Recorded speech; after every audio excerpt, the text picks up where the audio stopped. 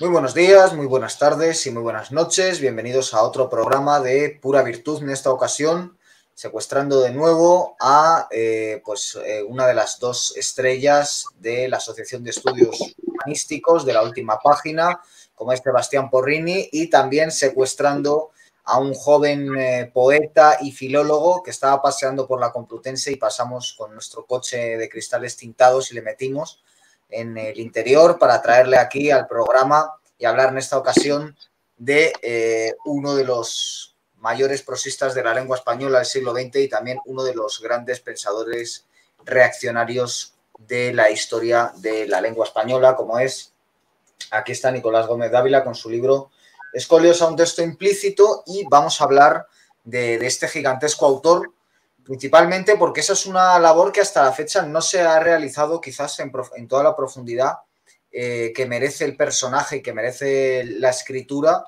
en YouTube, paradójicamente. Hay varias conferencias, una del Marqués de Tamarón. Aprovecho para recomendar la entrevista que hizo hace poco Sebastián Porrini al Marqués de Tamarón para la Asociación de Estudios Culturales y Humanísticos, y aparte del Marqués de Tamarón, que tiene una conferencia de José María Marco, que también habló cuando se presentó el texto que acabo de enseñar en España y demás, hay bien poco material.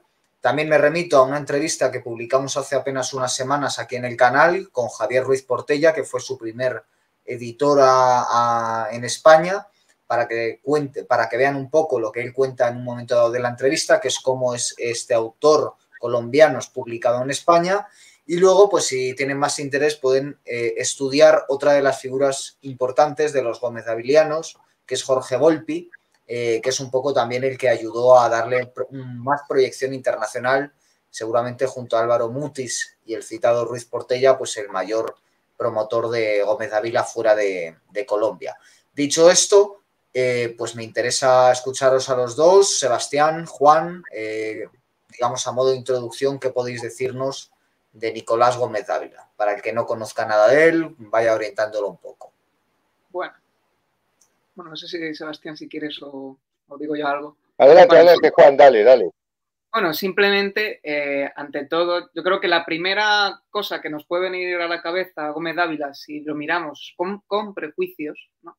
Y sin haberlo leído, ya que tiene una obra tan extensa, muy pocos títulos, pero muy abarcadora como son los Escolios, pues lo primero que se nos puede venir a la cabeza es insultarlo y decirle conservador, reaccionario o fascista, que sería lo más fácil y lo más simple y también lo más imprudente, porque normalmente estos insultos son dirigidos a esta figura de una manera bastante dudosa, ¿no?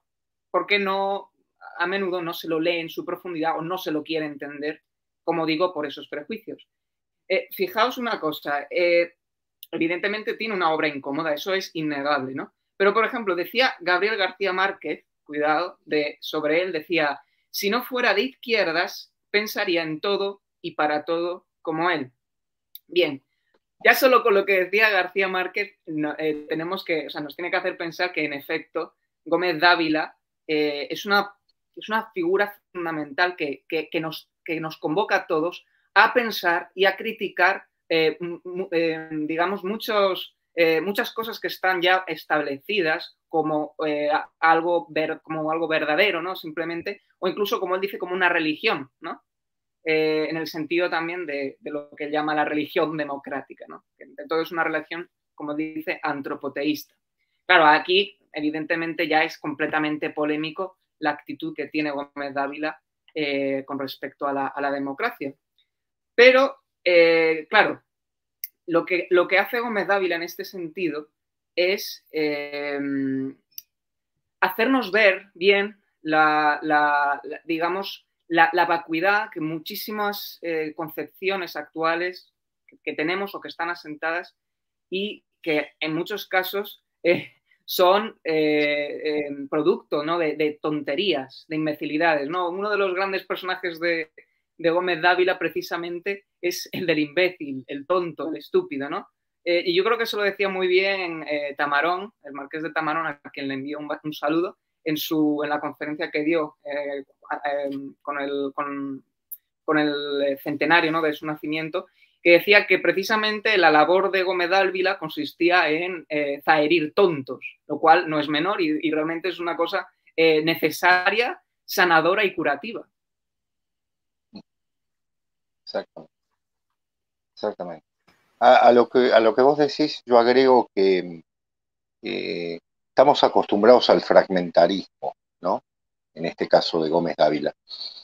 Pero les recuerdo que ese hermosísimo artículo que es el Reaccionario Auténtico, ¿sí?, de alguna manera viene sin ningún tipo de ambajes, a decirlo directamente, tiene la claridad específica de desarrollar en unas pocas páginas una serie de conceptos que son fundamentales y que en los escolios, en toda su obra más, digamos, más conocida, también, si es que es conocido, ¿no?, porque ese es otro tema, y desarrolla.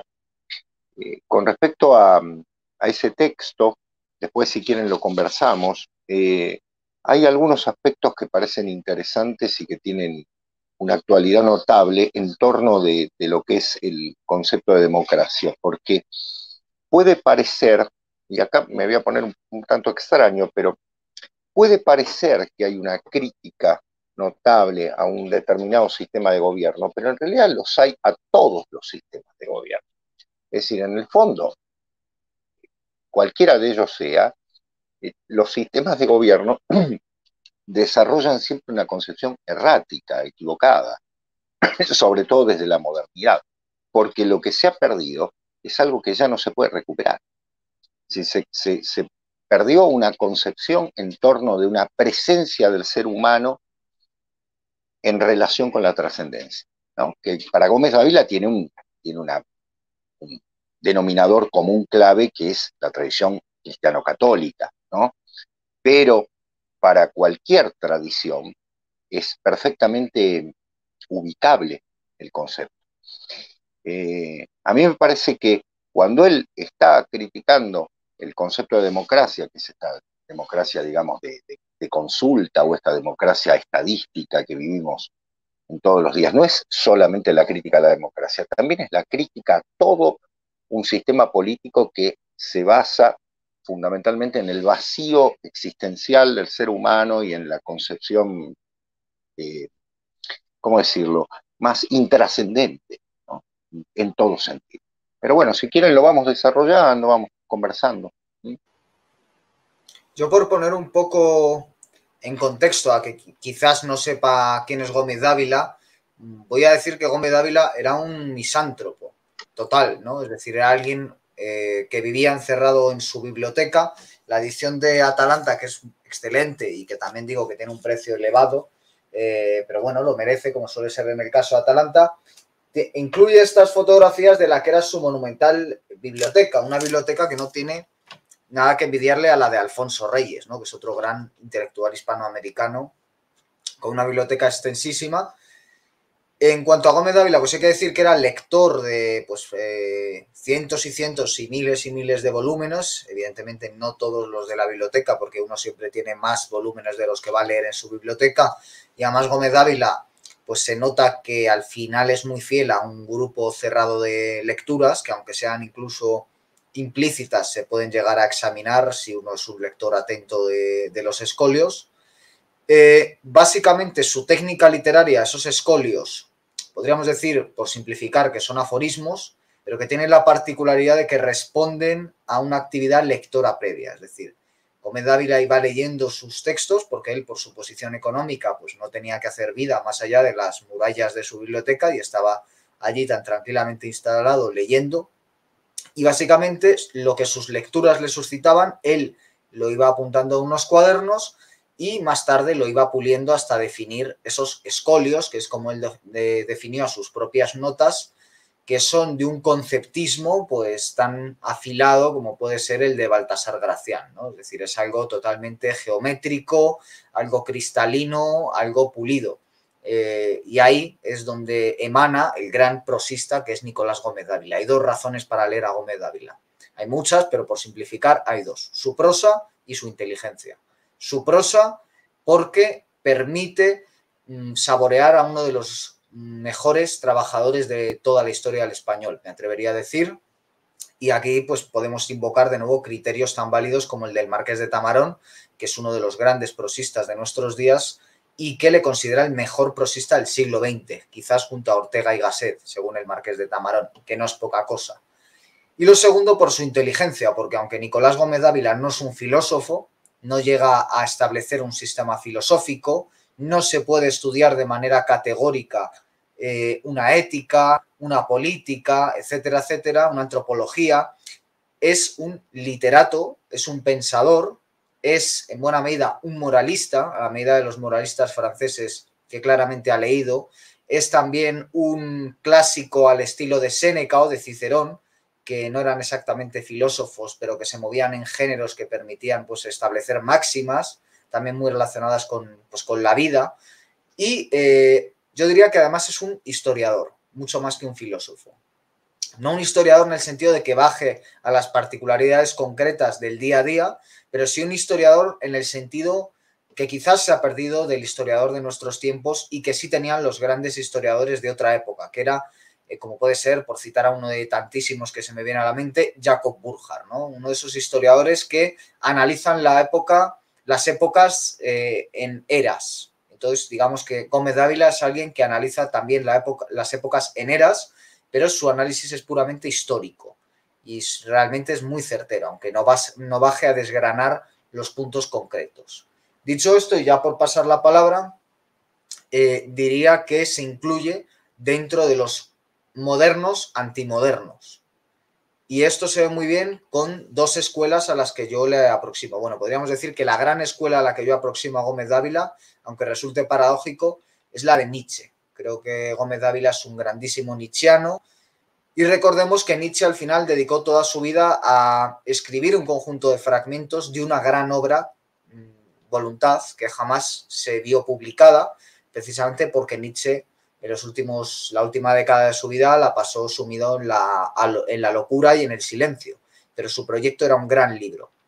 Después de Nietzsche han venido otros muchos escritores que son reaccionarios y fragmentarios. Dentro de los reaccionarios están los reaccionarios tradicionalistas y los reaccionarios modernos.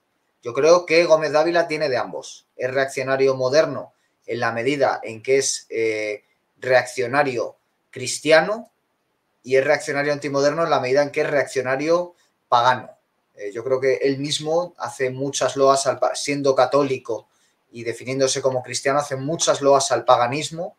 Y creo que a él lo que le interesa al paganismo no es lo que hoy entendemos por neopaganismo, sino que es un paganismo tradicional. Y de la misma forma lo que le interesa al cristianismo no es el cristianismo, podríamos decir, del Concilio Vaticano II, sino que le interesa el cristianismo previo. Y en cuanto a esa otra vertiente de lo fragmentario, hay también, se pueden entender a dos tipos de autores. Aquellos que son vocacionalmente fragmentarios y aquellos que son involuntariamente fragmentarios. Los que son vocacionalmente fragmentarios, como Cioran, por ejemplo, con el que yo encuentro muchísimas similitudes, básicamente encuentran en el fragmento mayor profundidad que en el texto largo y por eso lo practican. Y los que son involuntariamente fragmentarios, como Pascal, escriben en fragmentos, pero son notas para un trabajo posterior. Lo que pasa es que ese trabajo posterior no llega nunca a realizarse, la mayoría de las veces por la muerte y otras por impotencia, y lo que nos llega son únicamente los fragmentos. Y ya, ahora sí, para terminar, pues quiero citar dos textos que a mí relaciono bastante con este libro de Escolios a un texto implícito. Uno, ya lo acabo de citar, son los pensamientos de Blaise Pascal. Creo que tiene muchísimo que ver con el pensador francés, entre otras cosas por su obsesión con el lenguaje, que también estaba en el autor francés, por sus razonamientos sobre lo divino. Gómez Dávila es muy esquizofrénico también, un poco como Pascal, aunque finalmente hace una apuesta por la divinidad, igual que Pascal. Y el otro autor del que hablaría, que es uno de mis autores predilectos, es Walter Benjamin y más concretamente del Libro de los Pasajes. El Libro de los Pasajes es un conjunto de textos que traza Walter Benjamin en la etapa final de su vida, casi todos relativos al siglo XIX, hechos desde el siglo XX por alguien que quiere entender la época que le ha tocado vivir. Creo que Gómez Dávila, lo que pasa es que Walter Benjamin se fue al exilio, finalmente murió y justo antes de morir, cuando tuvo que abandonar París para irse a la frontera española, que es donde finalmente se suicidó pensando que le atrapaban la noche de su muerte, aunque hoy sabemos que al día siguiente habría podido escapar, él en París le da a un joven con el que había entablado conversación, que es Georges Bataille, que todavía no era famoso, le da esos textos y Georges Bataille, cuando muere Walter Benjamin, muchos años después, edita ese conjunto de textos, si no recuerdo mal, en los años 70 u 80, bajo el título del libro de los pasajes, y que para mí es un monumento al nivel de los escolios. Es verdad que Gómez Dávila es mejor escritor que los dos que acabo de citar, se puede parecer más a Elías Canetti, que es otro autor que es de mi predilección y al que relaciono por esos apuntes que hacía Elías Canetti. Pero bueno, valga todo lo que he dicho como muestra y disculpad que me haya extendido tanto, pero bueno, dicho esto, yo ya os pido también que os extendáis todo lo que queráis, que yo en buena medida ya he adelantado de manera muy sintética lo que quería decir. Bueno, genial, Guillermo, nos has puesto ahí unos buenos cimientos para seguir pensando. Bueno, yo simplemente quería también, ya que has soltado algunos temas muy interesantes sobre Gómez Dávila, ¿no?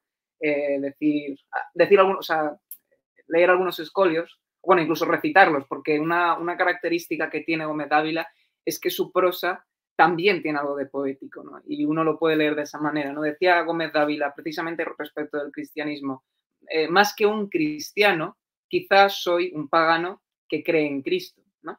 Y respecto de Nietzsche, decía, los cristianos de Nietzsche no son los de ayer, sino los de hoy. Historiador inexacto, pero tal vez profeta. Y es que precisamente Gómez Dávila tenía una concepción del cristianismo muy particular y muy interesante, ¿no?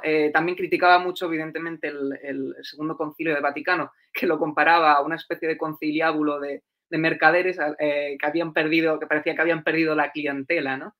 Y en ese sentido vemos muy bien lo que tú has dicho, ¿no? Esa conciencia histórica que él tiene y esa filosofía de la historia que él controla. Ahí se podría también relacionar, por ejemplo, con Walter Benjamin, ¿no?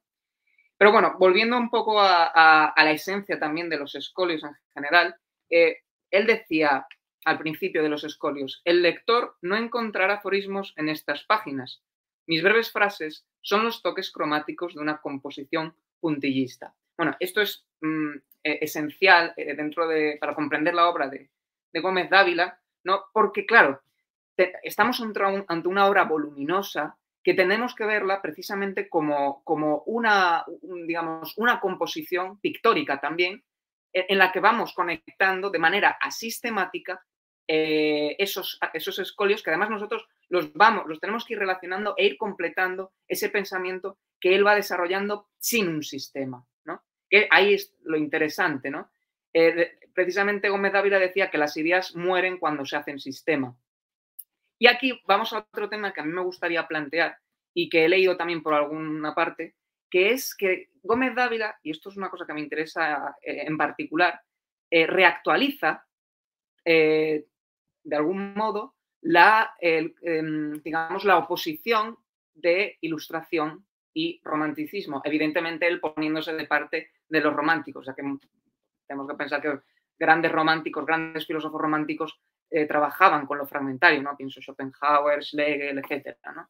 Novalis. Y ahí es muy interesante cómo vuelve él a plantear ese dilema, ¿no? Evidentemente, la ilustración, pensando, ¿no? en esa edad de las luces, en ese siglo de las luces, ¿no? Con esa genial, ¿no? Para algunos, Revolución Francesa y para otros, grotesca también, como él decía. Aquellos que la conocen mejor saben que es una cosa muy grotesca. Y precisamente Gómez Dávila vuelve a ver en las sucesivas revoluciones precisamente una reactualización de esa decadencia, de esa degradación, de esas ideas que tiranizan a quien tiene pocas, también como él mismo decía. Y ahí es algo realmente formidable por parte de Gómez Dávila, cómo logra con esa vasta obra volver a poner, ¿no? Y además, sobre todo, a redefinir digamos, la idea o el concepto de reaccionario. Ya no se trata digamos, de un insulto que se da a un mero conservador, ¿no? Como tú me decías hace poco, Guillermo, ¿no? El conservaduros, que sería más bien, ¿no? Esos conservadores que en el fondo son progresistas de ayer, ¿no? y los progresistas de hoy serán lo más probable que los conservadores de mañana, ¿no? Y precisamente Gómez Dávila toma la figura del reaccionario como aquel que no quiere conservar nada porque no hay nada que conservar, no hay nada que merezca la pena conservar, sino que hay que ir a buscar lo que está fuera del tablero, ¿no? Aquello que está por encima, también como decía Marechal en mi casa, no voy a hacer la cita, ¿no? De todo laberinto se sale por arriba, pues el reaccionario tiene que salir de ese laberinto por arriba. Y eso es lo que él realmente nos está diciendo, ¿no? Esas colinas eternas, como él decía, ¿no? El cazador de sombras sagradas sobre las colinas eternas, que dice al final del reaccionario auténtico, ¿no? Ese adjetivo de auténtico ya demarca que no es un reaccionario cualquiera, ¿no? Sino un reaccionario auténtico. Y precisamente la obra de Gómez Dávila, que es molesta, indudablemente, también tiene que ser molesta para los que se dicen o los que se llaman supuestamente como reaccionarios, ¿no? Y eso, básicamente. Un pensador aristócrata, y hay que recalcarlo bien, ¿no? Donde el sentimiento de la aristocracia no depende de una clase social o una raza o lo que sea, sino que consiste para él en tener vida interior, ¿no? De hecho, él compara la figura del aristócrata realmente con el monje. Y ahí es, precisamente él vivió como un monje, ¿no? Enclaustrado, ¿no? en su biblioteca inmensa, ¿no? Creando ese texto implícito, que al final no deja de ser también su biblioteca, que es toda la tradición occidental y que nosotros vemos, ¿no? Reflejada en esas notas marginales que él va haciendo, ¿no? Como lector. Bueno, no sé si queréis decir algo, que ya he hablado mucho. No, realmente estaba tomando nota, Juan, porque me ganaste de mano y me alegro. Me alegro, veo que coincidimos porque no lo hablamos. No lo hablamos. Está surgiendo en este momento. Hablaste de composición pictórica, excelente. Yo estaba pensando justamente cuando lo leía, y lo anoté recién cuando lo nombrabas, que justamente no se ha hecho un análisis, no sé si lo han visto. Yo escuché las mismas charlas y conferencias que citó Guillermo, todas ellas excelentes, sobre todo la del Marqués de Tamarón, valga decirlo, ¿no? Eh, pero ninguna se detuvo en el carácter absolutamente plástico del mensaje de Gómez Dávila. Por eso me quedé pensando, digo, qué increíble estamos en conexión, ¿no? Y bueno, no me asombra, por otra parte, porque realmente una de las preguntas que siempre me hago cuando empecé a leer esta obra es si es un escolio a un texto implícito. ¿Cuál es el texto implícito? No estoy haciendo ninguna pregunta innovadora porque esas se le hicieron miles, pero hay un momento en uno de los escolios en los que él dice lo siguiente: un reaccionario es aquel que hace revivir a Platón. Yo no diría, bueno, evidentemente debe ser a la obra de Platón. Es posible, ¿no es cierto? Es uno de los grandes representantes, Platón, sin lugar a dudas. Pero yo creo que sobre todo hay un Platón, y discútanmelo, por favor, vamos a dialogarlo. De toda la obra de Platón, caballeros, ¿cuál es la obra que menos se ha leído? Y que a mí me parece la central: las leyes. Es decir, las leyes, que es el libro que escribe Platón a los 80 años, cuando ya tiene, ¿no es cierto?, las manos quemadas y algunas otras partes también, porque se viene escapando de Siracusa, de todos los proyectos que había intentado llevar adelante, de todos sus errores políticos, digamos así, pragmáticos. Platón escribe una obra que es de un enorme pesimismo, pero a la vez de una enorme, por eso lo que puso Juan está muy bien, un alegre pesimista, ¿no? De un enorme concepto en torno de cómo realizo algo que es imposible de realizar, pero que a la vez es el motor para el cual el ser humano necesita juntar todas sus fuerzas para no ser aplastado por una realidad que es absolutamente mediocre. Es decir, Platón en las leyes dice frases impresionantes. Yo recuerdo alguna como cuando dice hacia la propia ciudad interior, es decir, ya está, no queda otra más que encerrarse. Bueno, ahí está Gómez Dávila, ¿no es cierto? Vuelvo a mí, ¿no? Prostenen autos politeian, ¿no? Hacia la propia ciudad interior. Es decir, esta idea de es imposible poder generar una sociedad que tenga determinados niveles, determinadas dimensiones, ya que esas dimensiones las hemos perdido. Por eso la actitud, y los dos lo dijeron recién muy bien, no es una actitud conservadora. Porque ¿qué es lo que podemos conservar de lo que tenemos? Absolutamente nada, prácticamente nada, ¿no? Si no es la familia, si no es ciertas cosas con valores y demás, la amistad, estas cosas que nos unen y demás, en líneas generales, a nivel social, habría que poner una carga de trotil y hacer volar todo constantemente. En ese sentido parece trotskista lo que digo, pero realmente es un concepto que debemos trabajar desde lo más profundo, porque realmente si uno quiere conservar esto, y yo los escucho a ustedes lo que me cuentan de la querida España, y yo les cuento lo que pasa aquí en Argentina, y uno dice, ¿qué es lo que podemos conservar en torno del orden socioeconómico, cultural, político, por decirlo de una manera? ¿Mm? O sea, eso es absolutamente reaccionario. Pero fíjense, es aquel que hace revivir a Platón, es decir, el que pone todos los días en términos sobre la mesa, por eso lo que decía Juan es muy importante, esta idea de que eh, no es, no salgo con cadáveres a la calle para decir volvamos a esto, ya no, sino fundamentalmente una esencia de algo vivo, es un tradicional, es un tradicionalista, pero en el mejor sentido, o es un fuego que realmente lleva a tal y que lleva a la transformación. Ahora, como esa transformación es tan absoluta, solo puede ser personal. Y solo puede, acuérdense, caballeros, de una frase que él dice, no lo tengo aquí literalmente, pero dice, yo no convenzo, invito. Es decir, invitar, es invitar a, que es un poco lo que me pasa como ser creyente, ¿no?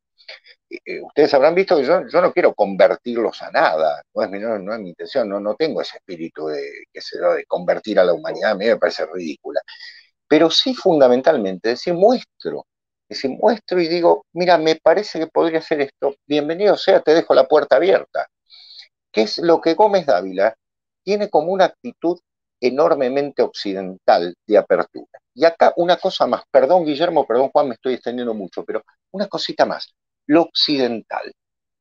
¿Cuánta culpa se nos está echando encima por ser occidentales? ¿No es cierto? ¿Cuánta culpa? Yo entiendo que la cultura occidental que llegó a Oriente y que llegó al África fue un horror, pero no fue realmente la cultura grecolatina la que llegó. Es decir, lo que llegó fue el filtro de los holandeses y de los ingleses y de todas las potencias capitalistas. Lo que llegó a España, lo que llegó a Portugal, ¿no es cierto? Que fueron las dos naciones que realmente llevaron un concepto de herencia grecolatina, germánica y judía, fundamentalmente, que hoy llamamos catolicismo. Yo digo que el catolicismo es una mezcolanza de las tres cosas maravillosa, ¿no? Estupenda. Llevó eso, que lo hizo España, fundamentalmente, y no se los digo porque ustedes sean españoles, ustedes lo saben, lo digo desde el corazón. Que lo hubiese hecho Italia también, pero Italia estaba fragmentada en 14.000 millones de principados, así que era imposible. No podían ni con ellos mismos. La concepción de la cultura occidental es una concepción que se basa sobre un principio clave. ¿Qué creamos los occidentales en la Ilíada? ¿Qué nos enseña la Ilíada? ¿Que es una guerra? ¿Que hay héroes que se matan unos a otros? ¿Que hay intereses? No, no. Eso lo lees en el Gilgamesh, lo lees en las tradiciones chinas, en la historia de... Eso está en la India, en el Mahabharata, en lo que ustedes quieran, el guerrero que tiene que cumplir y demás. ¿Pero qué? ¿Qué es lo que hace la diferencia fundamental? Y por eso a mí me parece que Gómez Dávila tiene mucha importancia en esto, que se siente orgulloso de ser un occidental y retoma todo lo que decía muy bien Guillermo, en tanto Nietzsche, Pascal, Walter Benjamin, todo eso. ¿Qué es lo que nos hace diferentes? La piedad, el concepto de piedad. El concepto de piedad lo creamos los occidentales y no es un hecho menor, no es un hecho minúsculo, porque es un concepto clave que modifica la historia de la humanidad. Por eso yo creo que Gómez Dávila es como él bien dice, soy un pagano que cree en Cristo. Claro que sí, como lo es un griego, ¿no es cierto? Como lo era un griego previo, es decir, yo toda la vida he discutido con la iglesia, perdón, pero Platón no puede estar en el infierno, discúlpenme, hay un error clave. ¿Mm? Es decir, todos estos tipos vieron notablemente. El orgullo del occidental es algo que tenemos que mantener en pie y que ustedes están viviendo mucho más directamente con todo el ataque que están viviendo constantemente. Es un orgullo que tiene que ver con que, primero, generamos, vamos a ponernos adentro porque realmente lo somos, generamos una forma de pensar que nos une a la libertad y que nos une a la piedad. Son dos cosas claves. Creamos la libertad y creamos la piedad. ¿Dónde está la libertad en Oriente? ¿Dónde está la piedad en Oriente? Son conceptos que después España nos enseñó en América y enseñó en Oriente cuando llegó a Filipinas y demás. Es decir, no es menor. Y Gómez Dávila, cuando habla de la verdadera libertad, y puedo citar cientos de folios, está hablando de esa libertad, no es la de salir a la calle con un cartel y decir soy no sé qué. No me puedo definir porque pongo una E porque no sé qué cuerno soy. Soy un indefinido, soy no sé qué. No, esto es definirse. Perdón, me fui eh, por ahí un poco por las ramas, pero el concepto es una tradición. ¿Con qué está dialogando? Está dialogando con la tradición occidental. Y es una tradición por la cual sentimos orgullo y por la que Gómez Dávila siente orgullo. Cuando él nombra a Platón, está hablando del padre de la filosofía occidental, así como está hablando de la gran tradición occidental. Perdón, chicos. No, Sebastián, a mí hay algo que has dicho antes que me parece clave, ¿no? Bueno, acabas de mencionar la necesidad de definirse, ¿no? Que es necesario, sobre todo en el panorama intelectual, ¿no? Recuerdo a alguien tan lejano intelectual, filosóficamente a Gómez Dávila como puede ser Gustavo Bueno, que entre las cosas buenas que tiene otras tantas que yo critico, era la insistencia en que sus rivales se definieran y en que definieran los términos que estaban utilizando para hablar.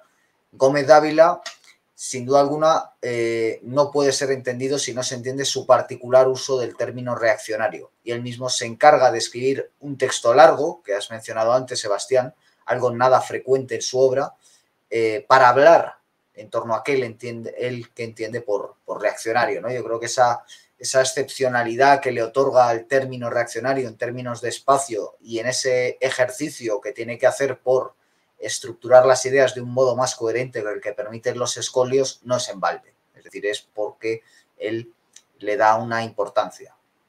Y contrasta en lo opuesto la no definición que hay de tantas cosas que sí que hay en el libro, en los escolios, en su obra, empezando por la propia intencionalidad de los escolios. Es decir, es una obra abierta, ¿no? Parafraseando ese libro que publicó en el año 62 Umberto Eco. Humberto Eco en obra abierta habla esencialmente de hasta qué punto las obras no deben ser cerradas en interpretaciones limitadoras, podríamos decir, y creo que no está mal leer ese texto al tiempo que se leen los escolios de Gómez Dávila, por lo que tiene de, primero, lector abierto. Es decir, Gómez Dávila es un lector abierto que recibe muchos otros textos, principalmente los fundamentales de la historia de Occidente, pero también algunos que tratan cuestiones actuales de su época, y los recibe de manera abierta. Pero a su vez, él genera una apertura como escritor, es decir, su respuesta también es abierta. Y en eso ayuda que la propia obra de los escolios no tenga una finalidad concreta, es decir, que a diferencia de otros de los autores fragmentarios que he citado, su condición no total, podríamos decir, me gusta ese término, no total es totalmente hecha a propósito, no es un accidente, no estaba preparando una obra mayor, no tenemos noticia de que fueran todo un cúmulo de apuntes para hacer una historia de la decadencia de Occidente, no quería ser Spengler, en buena medida porque Spengler ya existía. lo que quiere hacer es una nota al pie de página de todos los textos que han hablado de la decadencia de Occidente. Y creo que eso es muy interesante también para tener en cuenta que no es recomendable leerse los escolios de un tirón. Quiero decir, no creo que esa idea le hubiera gustado a Gómez Dávila. Es como leer poesía o es como leer ciertos textos, pues como puede ser el Tao, ¿no? El Tao Te Ching, que son textos para consultar de poco a poco y para paladear y para seguir leyendo otros textos, en buena medida también aquellos que uno pueda creer que estaba glosando Gómez Dávila. Entonces, yo creo que la obra de Gómez Dávila es una obra abierta, como lector y como escritor. Como lector, ¿cuál le influye? Yo antes he dicho cuáles me recuerdan, ¿no? Canetti, Benjamin, Pascal, Nietzsche, vale. Pero ¿cuáles cita él? Él cita a dos, por ejemplo, en su texto sobre el reaccionario, que es cuando más parece ensayista y podemos, por lo tanto, hacer mejor esta labor, que son Goethe y Dostoyevsky. Para él, Goethe y Dostoyevsky son dos autores clave y son dos reaccionarios, ¿no? Y aquí está cogiendo, como decía Juan antes, a dos arquetipos distintos del pensador en Occidente. Está cogiendo a un ilustrado y está cogiendo a alguien que no es exactamente un romántico, pero que tiene muchos componentes de romántico, ¿no? Como es Dostoyevsky. Es decir, Goethe sería el ilustrado y Dostoyevsky sería más el romántico, sobre todo si se lee pues, Memorias del subsuelo, Crimen y castigo y demás, lo romántico está ahí, ¿no? Y coge estos dos autores porque se siente reconocido en ambos, ¿no? Es un poco esquizofrénico Gómez Dávila, por eso digo que es un moderno antimoderno, ¿no? Que es como Compañón denominaba a todo ese grupo de personas. Y precisamente por eso, pensando en Compañón, me ha venido a la cabeza otro libro un poco similar a los antimodernos, que, bueno, aparte también recomiendo la lectura de algunos artículos de Alfonso Berardinelli, que es un especialista italiano en literatura sobre los modernos antimodernos, pero me venía un texto a la cabeza y aquí va una pregunta, que también quiere compilar a varios antimodernos, en buena medida modernos, por lo menos temporalmente, que se llama Los Otros, y entonces quería preguntarle al autor de ese texto, que me comentan que está por aquí, si podría haber incluido a Gómez Dávila entre los otros, qué elementos hubieran entendido de unión con los que glosan ese libro, ¿no? Es otro Gómez Dávila. Queremos una segunda parte. Exactamente. Mira, Guillermo, a ver, creo que no. Y te cuento por qué. Porque si vos te fijas, el subtítulo trabaja con la metafísica operativa. Y yo no me atrevo a decir que Gómez Dávila esté en esa misma dimensión, sino más bien en otra dimensión, que es la del carácter filosófico del pensar, que lo relacionaría más, ¿sabes con quién?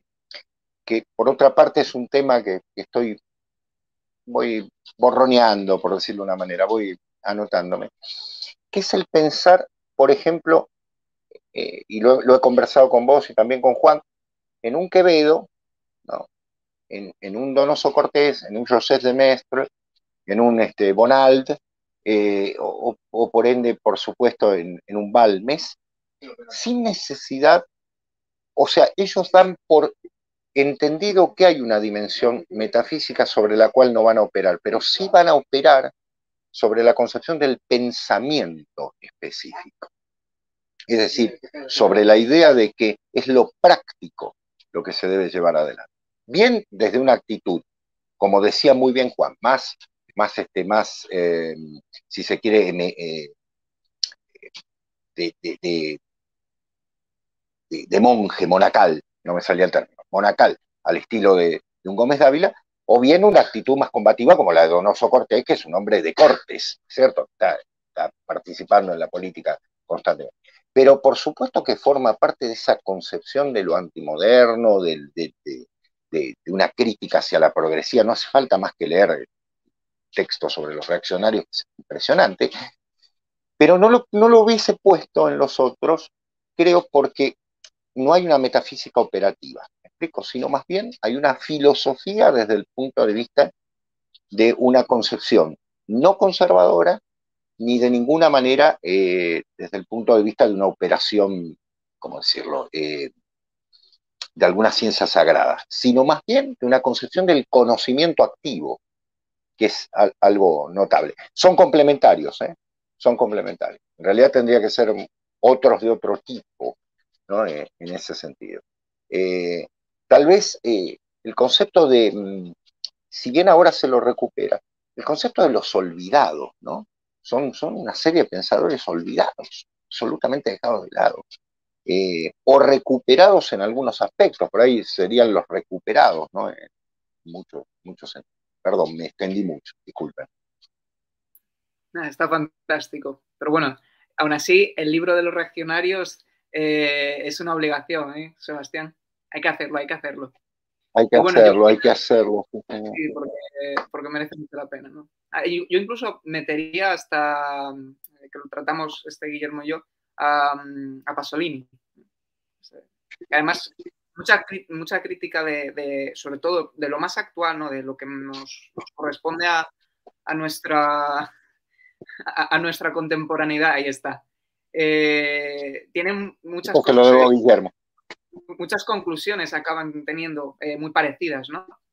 Bueno, digamos, para meter otro tema también que me parece importante también y del que todavía no hemos hablado, es Gómez Dávila crítico literario, porque también está. Es decir, yo, por ejemplo, tengo aquí ahora mismo un escolio que dice, me parece buenísimo, desde Blake, Wordsworth y el romanticismo alemán, la poesía moderna es una conspiración reaccionaria contra la desacralización del mundo. ¿Cómo consigue entrar en el tuétano, verdad, de la literatura, entendiendo el verdadero sentido que tienen estos autores, ¿no? Cómo también con los escolios, en una frase tan pequeña, puede llegar a hacer una crítica literaria muchas veces, o sea, en muchos casos, muchísimo más tajante y completamente certera que millones de páginas que tienen algunos supuestos críticos que nunca se callan, ¿no? Como decía Gómez Dávila también, cuando los intelectuales se callen, la literatura resucitará, ¿no?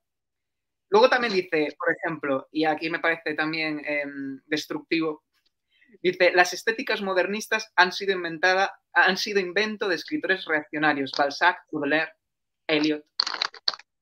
Es cómo él va haciendo también sus comentarios, ¿no? Y cómo te va dando esas ideas que te hacen entender de otra manera, ¿no? La tradición literaria occidental en todos los campos, política.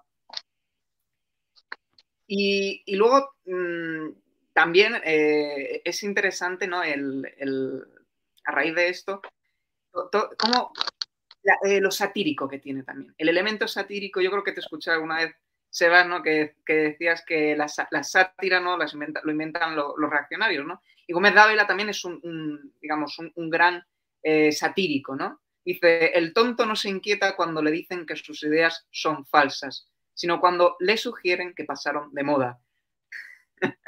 Es decir, la hipocresía, ¿no? De ciertas personas que quieren ir a la moda, ¿no? Y en realidad lo que están haciendo es el tonto, ¿no? El canelo, ¿no? Dice también este tema. Juan, ¿Cómo? Vos lo dijiste recién muy bien. ¿Quién fue el primero, antes que Platón? ¿Quién fue el primero? Aristófanes. Aristófanes les dijo en la cara a los griegos, a los atenienses, les dijo, señores, la educación que ustedes brindan es una vergüenza frente a la que brindaba Homero. O sea, en el 416, por poner una fecha, les está tirando en la cara antes que Platón. Sí. Claro que sí. Por el humor, totalmente. Es por el humor. Bueno, su querido, el padre de todo esto, don Francisco de Quevedo, la mitad de su obra son sátiras. Y son estupendas. Perdón, que te corté, discúlpame. No, genial, Sebastián, de verdad. Tú también eres un verdadero escolio, Sebastián. Aquí nos escoliamos. Un escollo soy yo. Yo soy un escollo, no un escolio. Bueno. Otro tema del que hace poco también habéis hablado, de mí realmente me fascina que lo tratéis de esa manera, es precisamente la educación, ¿no? Es que básicamente podemos hablar de todo con Gómez Dávila, ¿no? Es realmente un verdadero guía en ese sentido, ¿no? Para empezar también a pensar y de otra manera y sobre todo a o sea, eso, a autocriticarnos también. O sea, yo creo que Gómez Dávila es un perfecto metrónomo en ese sentido. También para nosotros que estamos constantemente pensando, ¿no? Y a veces no nos damos cuenta que también nosotros decimos que hacemos tonterías, es decir, nosotros nos hablamos de imbéciles. Y precisamente Gómez Dávila nos tiene que afilar con su afilador, ¿no? Como para lograr, como él dice, ese diamante, ¿no? Ese diamante puntiagudo. A mí me encanta esa imagen. Pero bueno, volviendo al tema de la educación, voy a decir, ya sé que estoy aquí diciendo escolios, pero es que al final, al cabo, es casi lo mejor, ¿no? Y que los vayamos por favor. comentando. Dice, la educación primaria acabó con la cultura popular. La educación universitaria está acabando con la cultura. Es estupendo. Es estupendo. Y no le puedes decir que no. Es decir, ¿cómo, o sea, ¿quién le va a rebatir? ¿Qué le va a rebatir esto? No, por favor? Claro. Mira, yo estoy, por ejemplo, el 2702. Mira, te voy a ir tirando a medida que vos lees, yo te digo. Dice, hay ignorancias que enriquecen la mente y conocimientos que la empobrecen. Sí. Pero absoluto, porque uno dice Nicolás de Cusa, está todo resumido en una frase. Eso es lo genial, ¿no es cierto? Porque nos estamos... no, hay que entender que la palabra información, porque me dicen hay mucha información, viene de informe, o sea, se informa. Es algo que no tiene forma. Por ende, deberíamos negar la información, ¿no? Es otra cosa lo que tenemos que tener. Yo tengo por aquí otro escolio que es, yo creo que mi favorito. Fíjate, de los que he leído, porque no me he leído el libro entero, no me he cogido y los he leído de principio a fin, pero este me gusta especialmente. Lo bien que hace. Dice así Gómez Dávila: el relato inteligente de la derrota es la sutil victoria del vencido. Y claro, yo creo que ahí está Gómez Dávila, ¿no? Es decir, él es un derrotado, como lo somos todos, ¿no? Que esto también es curioso, como muchas veces se quiere pintar como los derrotados y las víctimas aquellos que no lo son. La víctima no es el derrotado, ¿no? La víctima es aquella que ha ganado, y hoy estamos en los tiempos del victimismo, pero que quiere presentarse públicamente como un derrotado, pero en realidad ostenta el poder. Otra, que es la que antes ha parafraseado Juan, y que es de su texto largo, El reaccionario, dice así: el reaccionario no es el soñador nostálgico de pasados abolidos, sino el cazador de sombras sagradas sobre las colinas eternas, ¿no? Esto me parece verdaderamente soberbio, ¿no? Pues también sí. sobre el reaccionario, por ejemplo, dice: ser reaccionario es haber aprendido que no se puede demostrar ni convencer, sino invitar, ¿no? Que este también lo ha citado antes Sebastián. Dice también Gómez Dávila: contra la insurrección suprema, una total rebeldía nos levanta. El rechazo integral de la doctrina democrática es el reducto final y exiguo de la libertad humana. En nuestro tiempo, la rebeldía es reaccionaria, o no es más que una farsa hipócrita y fácil. Es que es... Este es uno de los textos. Bueno, en relación con esto... Bueno, yo voy a soltarme aquí otro. Había señalado una, pero la voy a buscar, perdón, Juan. Habla, discúlpame que estoy... El amor y la sensualidad. Decía, sensualidad es la persona cuyo solo ser no basta. Es importantísimo también en su propio estilo, porque el estilo de Gómez Dávila es muy sensual, ¿no? Muy sensual e incisivo también, ¿no? Y es genial, ¿no? Exactamente. Cuando habla del amor también es importante, es que habla de todos los temas, o sea, él quiere coger, y precisamente es el lugar común, él dice, es insensato, ¿no? No querer hablar de los lugares comunes, porque al final los lugares comunes son los que nos están continuamente apelando y hacernos pensar sobre los grandes temas, ¿no?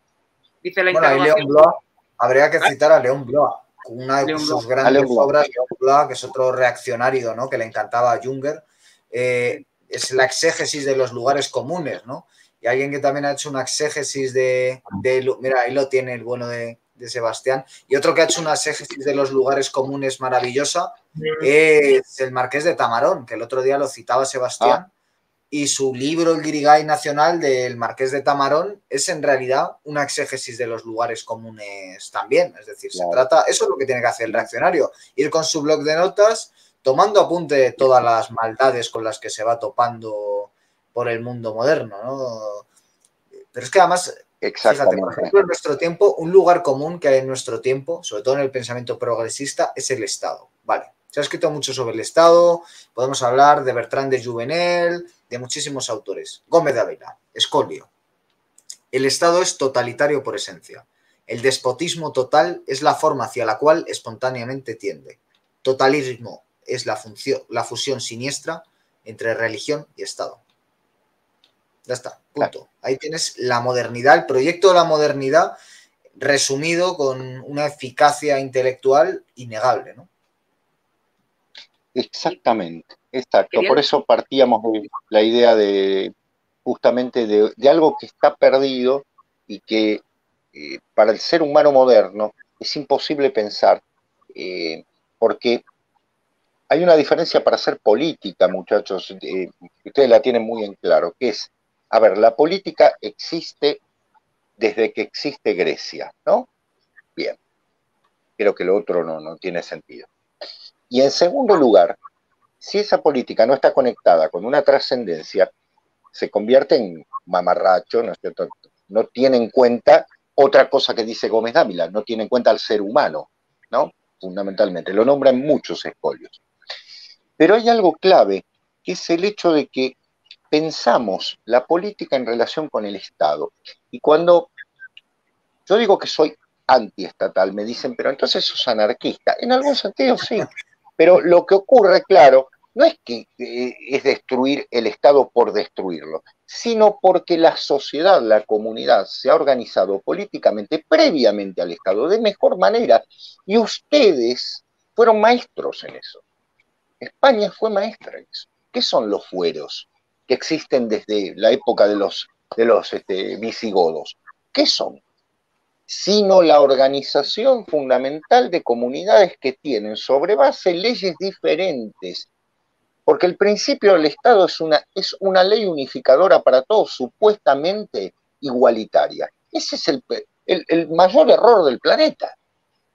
Yo no puedo juzgar a un médico. No estoy capacitado para jugar a un médico. Tampoco estoy capacitado para jugar a un carpintero. Son sus pares los que deben juzgar el error cometido. Y eso estaba en los fueros. Y eso se destruyó totalmente por un concepto de ahora somos todos iguales, somos todos... ¿Iguales en qué? Cuando Gómez Dávila reacciona contra el concepto de la igualdad, no lo está haciendo porque, como bien dijo Juancito, no es la aristocracia de, no sé, de qué sé yo, de tener dinero, de tener poderes y demás, sino que es una aristocracia interior. Es la aristocracia del carpintero que es el carpintero. Es la aristocracia del no sé, del docente que es docente y que tiene que ser juzgado como tal por sus pares, porque ha manchado el honor de toda una comunidad que se dice como tal.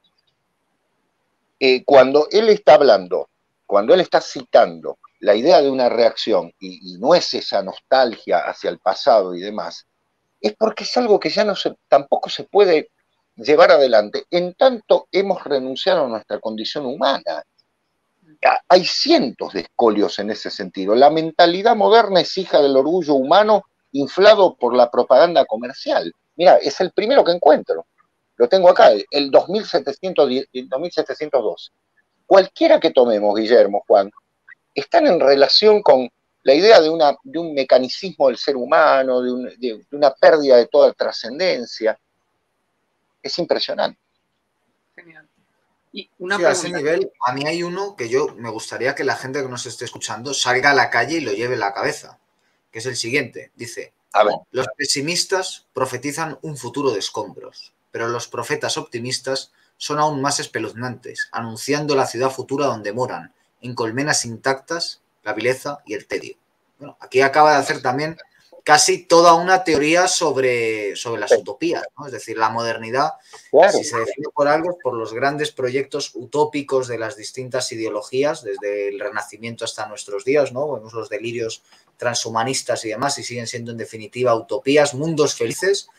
Y claro, mientras esos mundos felices jamás se llegan a realizar, el Estado tiene cada vez más poder, el mercado tiene cada vez más poder, que este es un asunto en el que no vamos a entrar, pero sería interesante, ¿no? Contra lo que opinan muchos marxistas y muchos liberales, Estado y mercado suelen ir de la mano.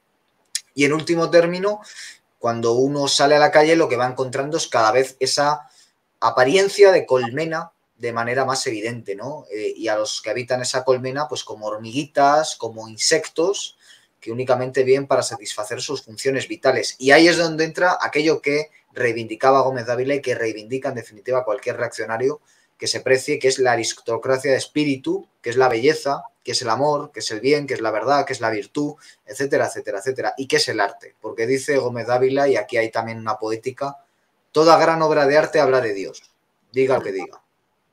Sí. Indudablemente, exacto. ¿no? Bueno. La interrogación... Vos sabés... Perdón, Sebastián. No, digo... No, al contrario, por favor. Precisamente lo que acabas de decir, ¿no? Ese tema esencial de, ¿no? del amor, de la verdad, ¿no? Dice, la interrogación solo enmudece ante el amor. ¿Para qué amar? Es la única pregunta imposible. Y esas utopías también absurdas, ¿no? Esas, dices, una sociedad ideal sería el cementerio de la grandeza humana, ¿no? De hecho, quería preguntaros una cosa. O sea, una cosa que pasa mucho, ¿no? Que dice Gómez Dávila, y es muy interesante, es el hecho de que, claro, hoy en día se tiene, ¿no? esta cosa tan prejuiciosa y tan maligna, ¿no? Que es leer el pasado con las categorías del presente, ¿no? Y luego él coge y dice, no, o sea, el presente realmente sí o sea, es, digamos, el vertedero de todas las cosas que se han degradado de ayer, ¿no? A mí me hace mucha gracia cuando mucha gente piensa, ¿no? que es arreligiosa o irreligiosa o lo que sea, y te das cuenta que ellos mismos están cogiendo la peor parte de las religiones, ¿no? Lo están degradando, ¿no? Esa cosa que es tan putrefacta, ¿no? Digamos, de lo intrínsecamente humano, claro, es como se enorgullecen, ¿no? de tal y de cual, y no se dan cuenta de que ellos están respondiendo a esos mismos modelos degradados, ¿no? Al final, y eso lo hace mucho en muchos escolios Gómez Dávila, coger, por ejemplo, mismamente, ¿no? la democracia o el comunismo o el capitalismo, y ven ellos la misma hipocresía religiosa que puede haber, ¿no? en una religión oficial. Y eso es genial en ese sentido, ¿no? O sea, hablando, por ejemplo, de los grandes popes, por ejemplo, del comunismo, dice, pues como todos los obispos son unos apóstoles. Estupendo. Es que es tan claro que es casi que no es necesario hacer un escolio, ¿no? Ya está. Es fundamental, es esencial. Porque si pensamos, mira, quería retomar, Juan, lo que decía Guillermo también en torno al Marqués de Tamarón. Yo me pregunto, ¿por qué le gustó al Marqués de Tamarón? Y me respondo en este sentido. ¿Por qué le gustó Gómez Dávila, ¿no? Al Marqués de Tamarón. Porque hablando en privado, esto no salió en la entrevista, pero hablando en privado, yo le dije que para qué significaba para él tener un título de nobleza. Y él me respondió algo que es bellísimo. Dice, en realidad no me fue dado a mí, le fue dado a un antepasado mío por algo que hizo en pro de la monarquía. Y entonces dice, yo lo tengo que llevar con el mayor decoro, y con la máxima, pero eso es lo más interesante, con la máxima humildad. Fíjense que es lo opuesto de lo que uno piensa, ¿no? O sea, tengo un título de nobleza, entonces me subo un caballo, me creo. En realidad, lo que ha recibido el Marqués de Tamarón, y él lo hace muy bien, es una enorme carga. Es una enorme carga. Cargar con una historia de su familia que es una carga en torno, es un escudo, ¿no? Bien dicho, por eso se entregaba un escudo. Es decir, la idea de tenés que cargar esto. Ahora bien, esa herencia recibida ya no es una herencia de guerra como era la nobleza en la Edad Media, ¿no? Te daban un título y era para que te subas a un caballo y salgas a matarte. Era realmente eso. Sino que es una batalla aún mayor. Y ahí me parece que interviene el Marqués de Tamarón en relación directa con lo que dice Gómez Dávila. ¿Qué es lo que más falta en este mundo? ¿Cuál es el concepto por lo cual una persona es un aristócrata? La belleza. Es un mundo horrible el que vivimos. Es un mundo de fealdad, de feísmo. Lo que hace el Marqués de Tamarón al defender, al defender nuestra lengua, al hacer del castellano realmente un emblema, es la puerta de entrada para el bien. En eso soy platónico, ¿no? Yo creo que se entra el bien por la belleza, realmente. Y la mayor reacción que puede existir, y podría leerles, chicos, no sé, cientos de escolios de Gómez Dávila que trabajan en ese sentido, habla del arte moderno y lo destruye soberanamente, y yo estoy de acuerdo, es que lo que nos falta es belleza. Por eso el invitar, tiene que ser bello el concepto, tiene que ser tan bello como para que sea tan incómodo a la fealdad de la vida cotidiana, que eso es lo que lo convierte en aristocrático. Por eso el orgullo de llevar un título de nobleza, como hace el Marqués de Tamarón, se vuelve humildad. Es decir, es un concepto que realmente me pareció estupendo, ¿no? Es decir, en realidad tengo que tener la suficiente humildad como para saber que no me fue dado a mí, fue dado a un antepasado mío, y en ese sentido hoy la batalla no es subirse a un caballo, sino bregar por la belleza. La belleza del pensamiento, la belleza de la... Y creo que en ese sentido es Gómez Daviliano, ¿no? Porque es una... Ustedes lo decían, lo decía Guillermo muy bien, es pulir, pulir, pulir y llegar a una piedra preciosa, tan esencial, que prácticamente toda palabra que digamos en realidad lo oscurece, es perfecto, es sublime. Pues yo creo, caballeros, que con esta maravillosa reflexión de Sebastián podríamos despedirnos, ¿no? Porque hoy nos ha tocado una carga pesada. No es tan pesada como de defender un título de nobleza, pero casi, que era hablar de don Nicolás Gómez Dávila. Aquí va recomendado, Escolios a un texto implícito. Muchísimas gracias a los dos por haberos prestado otra vez más al secuestro, que es verdad que es un secuestro. Yo creo que ya deben de tener ustedes como síndrome de Estocolmo a estas alturas, pero bueno, no deja de ser secuestro por ello. Y bueno, están invitados como siempre a venir. A Sebastián Porrini, pues ahí están sus libros, ahí están sus artículos. Los libros se pueden encontrar en Sofía Casa Editorial y se pueden conseguir también pues por Amazon y demás, si no pueden ustedes comprarlos en librerías. Los artículos, pues por ejemplo, publican el Correo de España y por supuesto tienen todo el material audiovisual que tiene junto a Diego Ortega en un canal de referencia que en buena medida es el que ha generado y que en buena medida también es el que me ha unido con Juan, que es la Asociación de Estudios Culturales y Humanísticos, con programas como La Última Página que son formidables. A Juan, ¿dónde le pueden seguir? Bueno, por ahí va haciendo sus pinitos de poesía, que es un magnífico poeta y pueden ir siguiendo sus textos que van a aparecer en red. Por ejemplo, recientemente ¿Para cuándo el libro? No sé.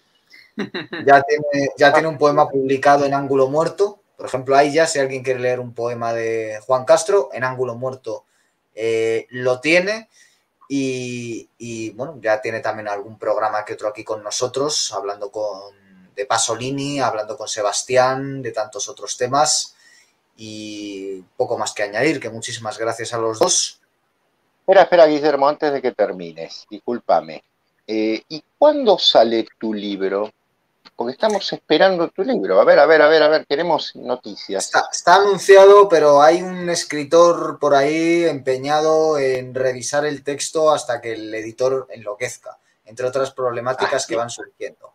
Pero saldrá. Hasta ahora, lo único que con certeza va a salir en la edición final es el prólogo.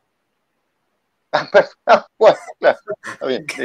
Es el prólogo que es de un tal Porrini, o sea que es todo lo que puedo leer hasta ahora. No. Por favor. Quiero ese libro, quiero La traición de los europeos. Ya. Lo quiero ya. Sí. Bien. También. Madre mía, ¿cuántas tareas?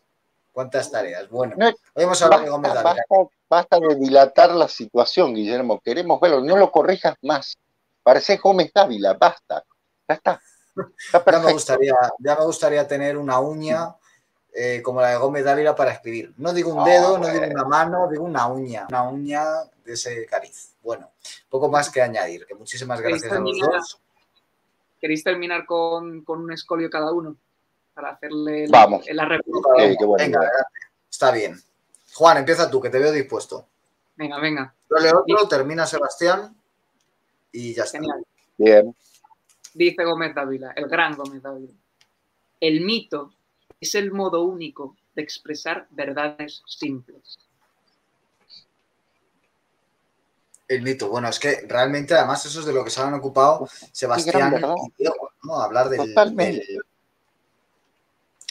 Yo tengo aquí unos cuantos, pero por seguir con lo del humor que mencionabas antes, y de nuevo para regocijo, si antes pedía que leyeran el que he mencionado al salir a la calle, este quiero que lo lean cuando enciendan la televisión. Enciendan la televisión, apaguen el volumen y digan con Gómez Dávila: nada escandaliza más a un demagogo que otro demagogo. Estupendo. Es estupendo. Luego ya pueden apagar la Bueno. televisión y ponerse a ver la Asociación de Estudios Humanísticos. Totalmente. Bueno, yo voy a leer uno como católico, voy a leer este. Se lo dedico a todos mis curas amigos y a los curas. Así. Dice, el clero moderno afirma que el cristianismo pretende resolver los problemas terrestres, confundiéndolo así con la utopía. Pues hasta pronto. Si el novus ordo no está ahí.